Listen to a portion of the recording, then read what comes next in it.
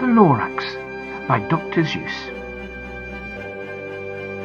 At the far end of town, where the grickle grass grows, and the wind smells slow and sour when it blows, and no birds ever sing, excepting old crows, is the street of the lifted Lorax.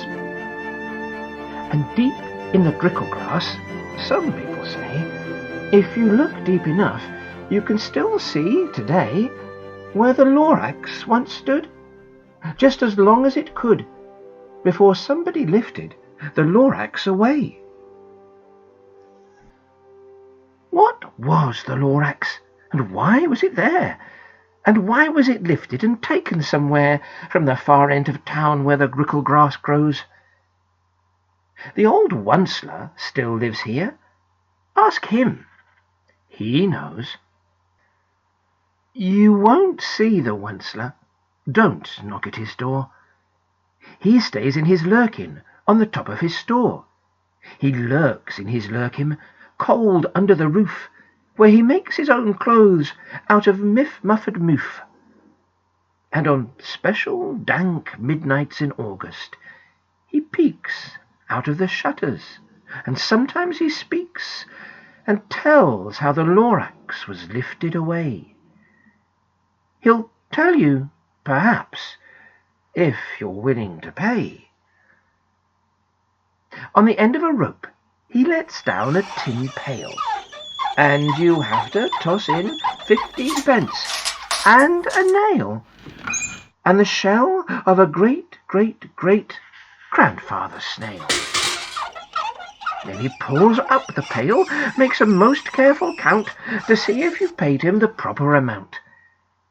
Then he hides what you've paid him away in his snub, his secret strange hole in his grovulous glove. Then he grunts, "I will call you by whisper my phone, for the secrets I tell you are for your ears alone." Shut! Down slops the whisper-my-phone to your ear, and the old Onceler's whispers are not very clear, since they have to come down through a snurgly hose, and he sounds as if he had smallish bees up his nose. "Now, I'll tell you," he says, with his teeth sounding grey, "how the Lorax got lifted and taken away. It all started way back, such a long, long time back. Way back in the days when the grass was still green, and the pond was still wet, and the clouds were still clean, and the song of the swoomy swans rang out in space. One morning I came to this glorious place, and I first saw the trees, the truffula trees, the bright-coloured tufts of the truffula trees, mile after mile in the fresh morning breeze.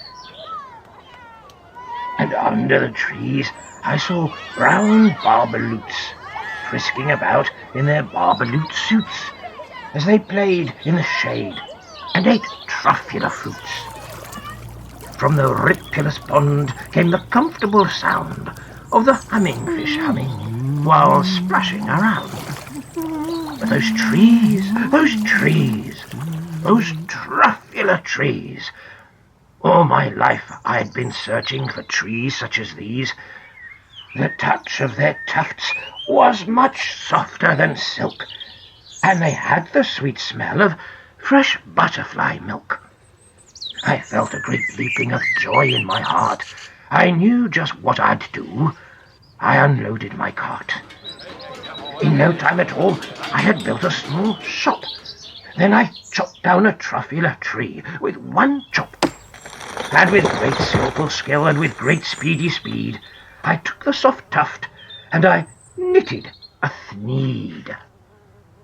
The instant I'd finished, I heard a gzump. I looked.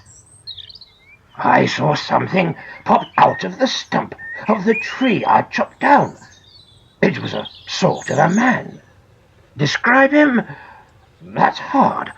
I don't know if I can. He was shortish and oldish and brownish and mossy, and he spoke with a voice that was sharpish and bossy. "Mister," he said, with a sawdusty sneeze, "I am the Lorax. I speak for the trees. I speak for the trees have no tongues, and I'm asking you, sir, at the top of my lungs—" He was very upset as he shouted and puffed. "What's that thing you've made out of my truffular tuft?" "Lorax, Lorax," I said. "There's no cause for alarm. I chopped just one tree. I am doing no harm. I'm being quite useful. This thing is a thneed. A thneed's a fine something that all people need. It's a shirt, it's a sock, it's a glove, it's a hat. But it has other uses. Yes, far beyond that. You can use it for carpets, for pillows, for sheets, or curtains, or covers for bicycle seats." The Lorax said, "Sir, you're crazy with greed. There is no one on earth who would buy that fool thneed." But the very next minute I proved he was wrong. For just at that minute a chap came along, and he thought that the thneed I had knitted was great. He happily bought it for $3.98. I laughed at the Lorax. "You poor stupid guy, you never can tell what some people will buy." "I repeat," cried the Lorax, "I speak for the trees." "I'm busy," I told him. "Shut up, if you please." I rushed across the room, and in no time at all built a radio phone. I put in a quick call.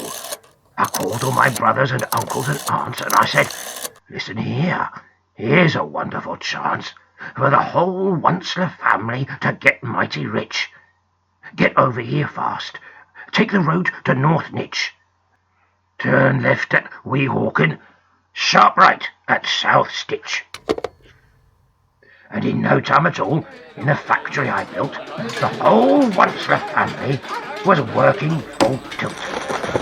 We were all knitting threes, just as busy as bees, to the sound of the chopping of truffular trees. Then, oh baby, oh, how my business did grow.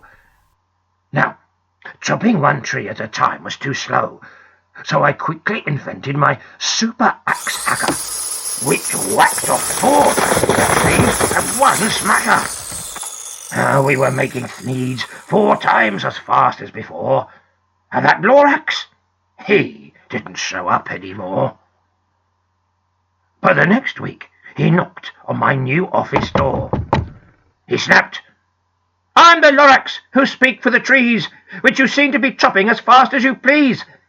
But I'm also in charge of the brown barbaloots, who played in the shade in their barbaloot suits, and happily lived eating truffular fruits.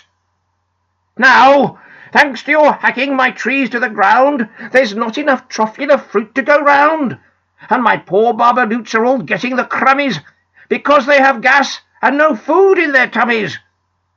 They loved living here, but I can't let them stay. They'll have to find food, and I hope that they may. Good luck, boys," he cried, and he sent them away. I, the Onceler, felt sad as I watched them all go. But business is business, and business must grow, regardless of crummies in tummies, you know. I meant no harm. I most truly did not. But I had to grow bigger, so bigger I got. I biggered my factory, I biggered my roads, I biggered my wagons, I biggered the loads of the thneeds I shipped out.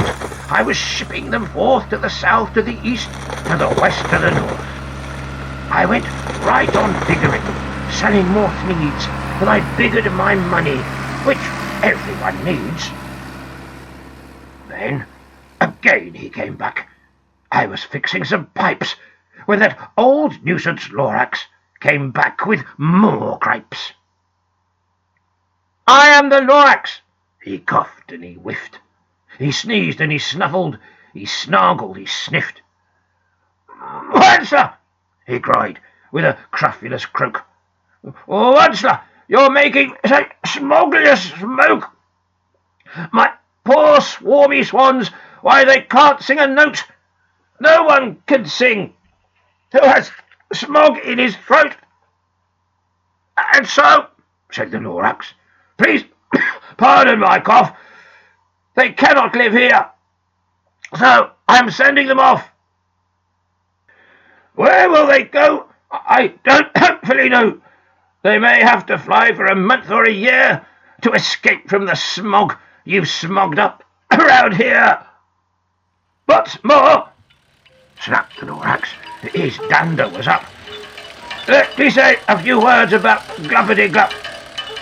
Your machinery chugs on day and night without stop, making Glubbity-Glup.